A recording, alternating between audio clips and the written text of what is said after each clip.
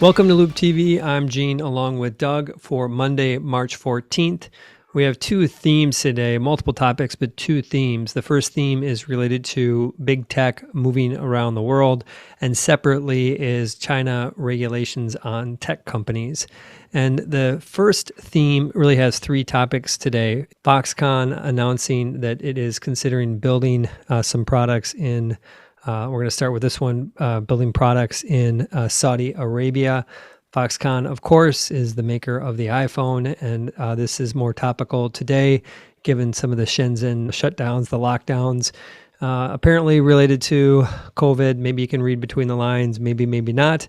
But we have here Foxconn, which is obviously a strong partner in China, is thinking about moving to Saudi Arabia. And I guess when I think about the opportunity with Foxconn, Doug, I remember years ago there was talk, I don't think anything came much of this, moving Foxconn to Brazil to start iPhone production. And assuming that I'm remembering this correctly, that not much, if anything, came out of that. Now they're talking about moving to Saudi Arabia. What would be the advantage for a Chinese-based company to be operating out of Saudi Arabia?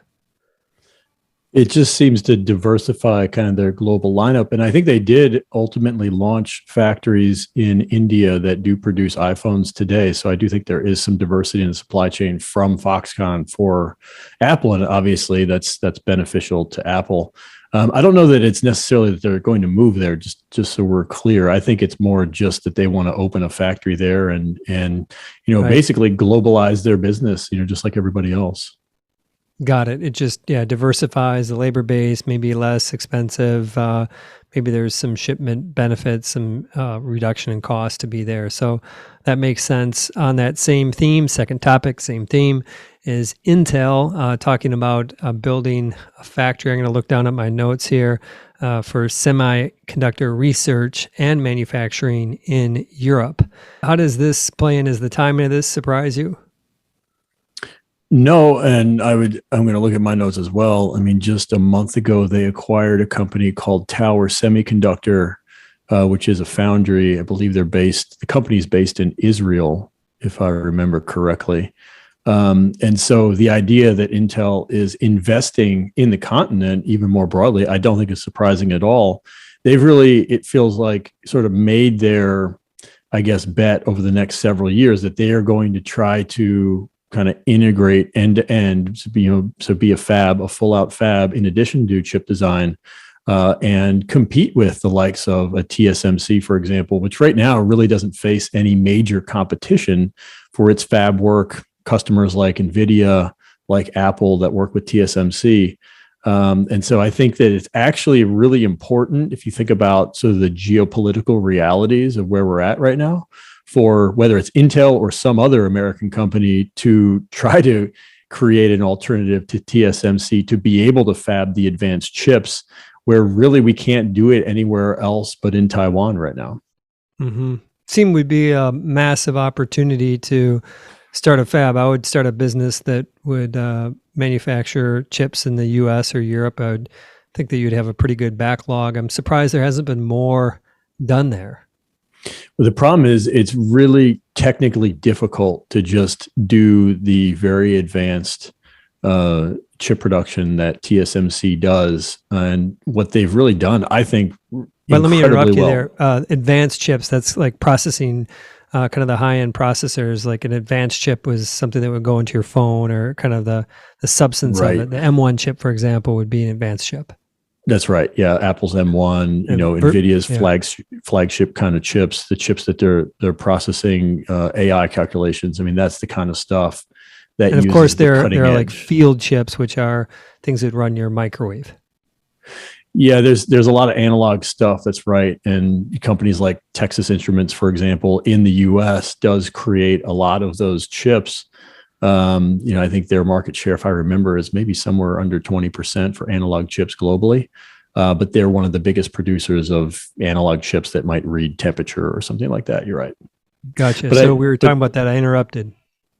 Yeah, no, and I was just trying to make the, I guess, impassioned case that we need somebody to figure out how to do the advanced fabbing in America. The challenge, though, is that TSMC has such a, I think, technical talent base and knowledge base about how to continue going down kind of the curve through Moore's law, really, and going to smaller and smaller nanometer constructions. They're at like 3 nanometer right now is basically at the cutting edge. The 5 nanometer is what they're making, but we're heading to 3. And the problem is it's just really hard for anybody who hasn't been on that entire journey to just start a fab and say, hey, we're going to do, the most modern construction we can do without having that history of the past. So Intel's going to try. I think they have a deal with ASML for some of the more advanced machines, kind of the next gen machines coming up in the next couple of years. And they're going to make their bet on that, and we'll see what happens. Where do the machines come from? Well, ASML makes what I would call the most advanced machines for the most advanced chips and they're based in Europe. To answer your question, they're based in Europe. It's a crazy technology. They basically drop a molten metal and they bounce a laser off the metal, and that laser essentially explodes, and fractals of that light go and hit chips in just the right spot at a continuous duration. And so it's actually incredible. The machines that they sell, and ASML is the only company in the world right now that makes those EUV machines, they're called. Does it work, or is it theory? Oh no, it works. It's currently in utilization. Yeah, makes sense. The last topic is related to Panasonic. This, of course, Japanese company scouting out sites. Reports that they're scouting out sites for battery 4680 battery production in the U.S., potentially Oklahoma or Kansas. And not a surprise, Tesla and Panasonic have worked close with one another. And not a surprise in the location too, because most of the EV production that's coming up from like Rivian and Lucid and potentially another gigafactory from Tesla is going to be in the Southeast because of the right to work approach. And I'm curious, is a battery, when you think about the battery production side, this is just when you think about all the contours around what's going on geopolitically, batteries are probably going to be up there with CPUs too, correct? In terms of where they need to be produced? I think probably maybe not to the same imperative in my view. If I had to rank them, I'd put semis probably at the top of the list. It's hard to imagine anything more important, but I do think batteries are on the laundry list of things that we probably need to diversify away from. And I think it's even more particular around some of the metals that go into the batteries, making sure we have access to cobalt and nickel and some of these other commodities that have spiked more recently. I think that is really important in making sure that those supplies are able to be utilized by countries, that are outside of China. Excellent. We're going to wrap the first theme there and kick off the next theme, which is a single topic related to what Tencent getting some fines from Chinese regulators around potential money laundering. Shares of Tencent down 10% on that. Obviously, the overall market has been under pressure too.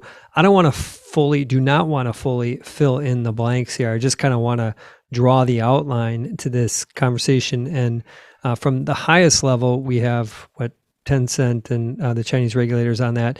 A piece that regulation is important to China. Not surprising, but we see it today in this news. And then we can kind of rewind back to conversations about other U.S. Chinese listed companies or potential. I forget what exactly happened between Jack Ma. Do you remember any details around that 6-9 months ago? Yeah, right before the Ant IPO, I think there was some criticism that he had offered publicly to some of the regulating bodies in China, and he disappeared from public light for a little while after that. Got it. And so I think you just kind of have this continued theme around regulation, and I guess assuming that's the case, those are the proper lines. Maybe finish filling in the lines again. I want to kind of stay away from making a hard conclusion here, but just filling in the lines about what should be a takeaway here. I think we continue to see evidence that investors are not going to get comfortable with investing in China. External investors, I think, have found it harder and harder to deploy capital in China. If you follow KWEB is one of the most popular Chinese ETFs. I think it's a good way to just think about Chinese internet stocks, and it's down more than 20% in the last week. Some of that has to do with some of the contentious issues with auditors in the United States versus China. Some of it has to do today. We're hearing about this Tencent issue, where the government has said that they didn't necessarily follow all the laws with Know Your Customer for their WeChat Pay product. So, it just feels like there's so much going against China right now, and it makes it really difficult to invest in the country. I remember earlier this year, people were saying China was uninvestable, and I think we were kind of attacking that with this contrarian idea that anytime something is supposed to be uninvestable, there's potentially opportunity there, but it just feels like the door gets more and more closed every day with the real opportunity there as we sort of go into the new geopolitical reality of the world. Makes a ton of sense. I'm going to leave it there. On behalf of Doug, Gene, and Loup TV, bye for now.